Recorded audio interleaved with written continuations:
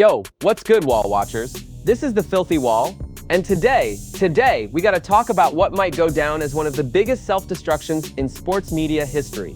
Shannon Sharpe, NFL Hall of Famer, media mogul, the face of Club Shay Shay, the same man who just had the most watched podcast interview in YouTube history, has officially been cut from ESPN. I'm sure everybody's heard the news by now that I will not be returning to ESPN. I really enjoyed my time at ESPN. They did what they felt they needed to do, and I'm at peace with that. But here's the real kicker. Katt Williams saw this coming. Before any lawsuits, before the headlines, before the IG Live blunder, Katt sat across from Shannon and dropped a warning so cold, it'll give you goosebumps now. All of these big deviants is all catching hell in 2024. It's up for all of them. It don't matter if you Diddy or whoever you is. TG Jakes, any of them. All lies will be exposed. That's all. And anyone who takes that the wrong way, know why they take it the wrong way. So let's break this down. Not from the corporate angle, not from ESPN's statement. Let's talk about prophecy. Let's talk about patterns. Let's talk about whether Katt Williams just exposed the blueprint for celebrity collapse before it even happened. So let's go back. Not to the incident, not to the IG Live slip-up, not to the lawsuits. Let's go back to the couch. January 3rd, Shannon Sharpe interviews Katt Williams. That episode, 89 million views and counting. A cultural moment. Shannon thinks he's at the height of his game. Big ESPN contract. Club Shay Shay is blowing up. Everyone's calling him the new king of sports media. But Katt Williams, he ain't there for flattery. In that moment, in that 3-hour verbal masterclass, Katt delivers something that didn't make sense at the time, but now it sounds like the trailer to Shannon's downfall. Katt says, "You could be Kang the Conqueror, but they'll still take you down in 2 weekends." At the time, folks were thinking he was talking about Hollywood, Diddy, maybe even studio execs. But Katt wasn't just throwing shade, he was predicting a storm. And the crazy part, Shannon was sitting right there, nodding, laughing, completely unaware that he was about to become Exhibit A in this celebrity collapse masterclass. Let's not pretend like Shannon didn't have it made. Multi-million-dollar deals, podcast empire. BED reported his Club Shay Shay was heading toward a $100 million deal. He went from catching touchdowns to catching checks, big checks. But behind the scenes, a different story was unfolding. A series of missteps, scandals, and accusations that one by one started to stack. At first, it was the infamous IG Live moment. You remember Shannon accidentally broadcasting adult audio to his 3.2 million followers. He says he wasn't hacked, he was just being a healthy, active male. That right there was the universe warning him. When you're working for Disney, and you accidentally turn your personal life into a pay-per-view event on Instagram Live, that's not a flex, that's a red flag. But even that wasn't enough to derail him. ESPN backed him. No suspension, no reprimand. They stood by their guy. Then came the lawsuit. A $50 million storm. Serious allegations. Public scrutiny. Audio recordings. And suddenly ESPN's loyalty had a limit. This wasn't about one mistake. This was about a pattern.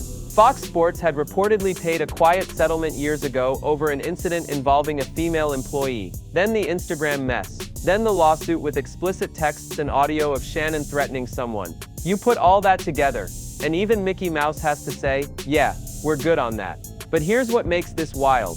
It's not just that Shannon got fired, it's the timing. Just 12 days after settling that lawsuit, ESPN pulls the plug. Not suspended, not stepping away, fired. And Shannon, he sounds caught off guard. He goes online saying he wanted to wait until after his brother's Hall of Fame induction, that he was proud of his time at ESPN, that he didn't see this coming. But Katt Williams did. All the way back on that couch. Same conversation, same vibe, same warning. I didn't want to get with a white woman because I was scared she might have me running down the street like Jonathan. Not because I didn't like white women. I think white women are as great as any other women. But I'm not gonna act like I'm not scared of them. I have a reason to be scared. You could be Kang the Conqueror, and they could take your rabbit ass down in 2 weekends. Got it. I'm sure everybody's heard the news by now that I will not be returning to ESPN. I found out this information a little earlier in the week, and really the only thing that I really ask is like, guys, could we wait until Monday? My brother's going into the Pro Football Hall of Fame. I really wanted to be about him, and I wanted to be about my family. I know this coming out will overshadow everything that he's worked his entire life for. And unfortunately, it didn't happen that way. And so as I told him, as I profusely apologized to him earlier today, he said, bro, stop apologizing. You don't have to apologize. I'm your big bro. I'm going to love you regardless. We all make mistakes. And he says, bro, I love you. So I'm done with this. You're done with it too. Move on. And I really enjoyed my time at ESPN. It gave me an opportunity to bring my audience that saw me really just grow. They saw me, Lakers in 5, and they saw me say all these analogies that my grandparents gave me, and I was able to bring that to ESPN. So I'm very, very grateful for that. But I just wished, of all things, like I said, hey, they did what they felt they needed to do, and I'm at peace with that. But I just wish, guys, this thing could have waited until Monday, because I hate the fact that I'm overshadowing my brother, the first 2 brothers in the Pro Football Hall of Fame. And this is what the headline is going to be for the next couple of days. So, bro, again, I know you told me this, I don't have to apologize, but I'm going to do it one final time tonight, and I won't apologize again. I'm sorry that I upstaged you. Katt wasn't just talking about Hollywood. He was talking about ego, about thinking you're untouchable.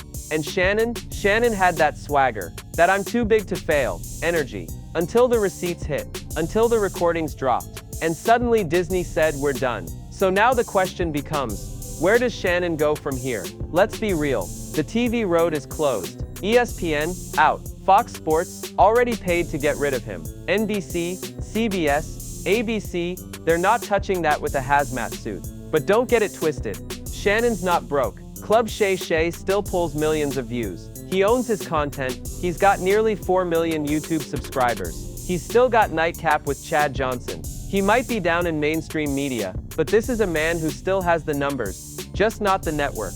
And through all this, I keep going back to that Katt Williams interview. The way he looked at Shannon, the way he said those words, the subtle warning that now sounds like a prophecy. All lies will be exposed. Was he talking about Shannon? Was it just a general statement? Or did Katt know something the rest of us didn't? That's the question I leave y'all with today. Is Katt Williams a prophet, or does he just know exactly how this celebrity thing goes? Either way, the wall is filthy. Let me know in the comments. Like, share, and stay tuned. This is The Filthy Wall.